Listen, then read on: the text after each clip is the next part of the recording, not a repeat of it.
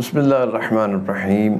شیعان حیدر کرار کی طرف سے ایک عظیم الشان محفل میلاد کا انعقاد کیا گیا، اور اس محفل میلاد کی خوبصورتی یہ تھی کہ یہاں برادران اہل سنت کے افراد بلکہ دیوبند اور اہل حدیث افراد بھی موجود تھے کہ محمد صلی اللہ علیہ وآلہ وسلم کی شان میں نعتیں پڑھی جا رہی تھیں، ان کی شان بیان کی جا رہی تھی۔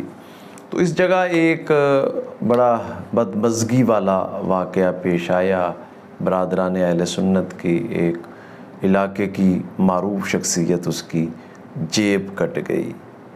اب جیب کاٹنا یا چوری کرنا یہ اللہ تعالیٰ کے نزدیک کتنا برا عمل ہے کہ خود قرآن مجید میں اللہ تعالیٰ کی ذات ارشاد فرماتی ہے، وَالسَّارِقُ وَالسَّارِقَةُ فَاقْطَعُوا أَيْدِيَهُمَا جَزَاءً بِمَا كَسَبَا نَكَالًا مِّنَ اللَّهِ وَاللَّهُ عَزِيزٌ حَكِيمٌ۔ اور چور مرد ہو یا چور عورت، دونوں کے ہاتھ کاٹ دو۔ یہ چوری کرنا اللہ تعالیٰ کے نزدیک کتنا قابل نفرت ہے یہ عمل۔ قرآن مجید سورہ مائدہ میں اللہ تعالیٰ ارشاد فرما رہے ہیں۔ برادران اہل سنت کی معروف شخصیت علاقے کی، ان کی جب جیب کٹی، اس سے یہ تاثر نہیں ہونا چاہیے نا کہ یہ کسی مسلک سے، یعنی جیب کاٹنے والے کا کسی ایک مسلک سے تعلق ہو، یعنی صرف شیعان حیدر کرار کی مجالس اور محافل میں جیب کٹتی ہیں اور برادران اہل سنت کی طرف سے اگر کوئی محفل میلاد کا انعقاد ہو تو وہاں جیب نہیں کٹتی۔ ایسا نہیں ہے۔ یہ جیب کترے، چوری و دیگر برے اعمال، ان کا تعلق کسی مسلک سے یا کسی سے نہیں ہے، بلکہ یہ انفرادی ان افراد کا برا فعل ہے جو یہ کرتے ہیں، اور کرنے والے اتنے بد کردار ہوتے ہیں کہ خانہ کعبہ کے سامنے ایک سٹور میں میں نے خود میری آنکھوں کے سامنے میں نے دیکھا ایک عورت چوری کر رہی تھی اور وہ پکڑی گئی۔ یہ خانہ کعبہ کے دوران طواف خبریں ہیں جو کہ بتائی جاتی ہیں، وہاں دوران طواف عمرے کے چوری کی خبریں روضہ رسول پہ، بلکہ میرے جاننے والے نے بتایا ان کے ساتھ یہ واقعہ ہوا۔ حرم امام حسین علیہ السلام میں بدبخت نے ان کے چوری کی اور ان کے کافی رقم بھی نکال لی، اور اہم ڈاکومنٹ تھے وہ بھی، اہم کاغذات تھے وہ بھی نکال لی۔ تو اب یہاں کیا کریں؟ ذاکر اہل بیت سردار وسیم عباس بلوچ صاحب آپ لا لیں، انہوں نے ایک مجلس ایک جگہ پڑھ رہے تھے کہ ایک صاحب وہاں سے اٹھے اور انہوں نے کہا میرا موبائل چوری ہو گیا۔ ایک تاں بڑے موبائل چوری ہوندے پین برامدیاں ویچ للہ تو انواق رہے ہیں کہ دوران اختتام مجلس تے اپنی اپنی چیزاں دا دھیان رکھو، ہو سکے تو اگلے 2-3 دے موبائل نو گھر رکھ کے آؤ۔ اگر مجلس بھی لے کے آنا ہے تو بڑا دھیان رکھنا ہے، ڈھیر سارے لانتی لانت کھٹن میں آئے ہوندے ہیں۔ تو پھر انہیں لوگوں کو آگاہ کرنا پڑا کہ یہ چوری کتنی بری عادت ہے، یہ موبائل چور، یہ چوری کرنے والے۔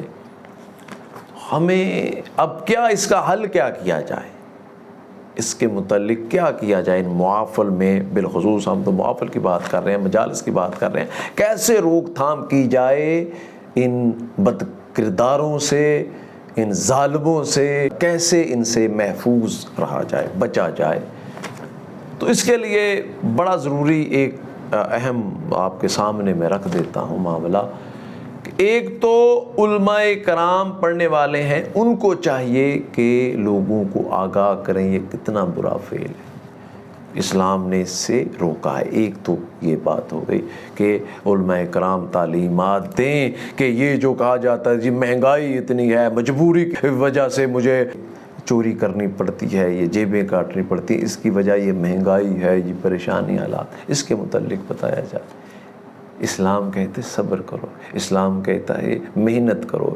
تو ایک تو یہ ہے علماء کرام بیان کریں۔ دوسرا یہ ہے کہ جیسے اکثر پبلک مقامات پہ دیکھا گیا ہے، لکھا جاتا ہے کہ جیب کتروں سے ہوشیار رہیں، چوری کرنے والوں سے اپنے سامان کو محفوظ رکھیں۔ تو یہ لکھا جائے ان مجالس میں، یہ بھی لکھا جائے جہاں اشتہار ہوتے ہیں، یہاں یہ بھی لکھا جائے مقامات پہ جیب کتروں سے ہوشیار رہیں۔ جہاں پبلک گیدرنگ ہوتی ہے وہاں یہ ظالم آ جاتے ہیں، تو لکھا جائے، اعلانات کیے جائیں بار بار۔ جو ممبر انچارج ہے، اسٹیج سیکرٹری ہے، وہ بتائے بار بار کہ اپنی جیبیں محفوظ رکھیں، اپنے موبائل سنبھال کے رکھیں، اور اسے معاشرتی طور پہ قابل نفرت بنائے۔ اب معاشرے کا حال تو یہ ہے کہ چور چوری کرے گا تو تھانے جا کے رشوت دے کے چھوٹ جائے گا۔ ایسے معاشرہ ہم غلط ہیں، اور بعض جگہ تو جیب کتروں کی پوری ٹیمیں بنی ہوتی ہیں،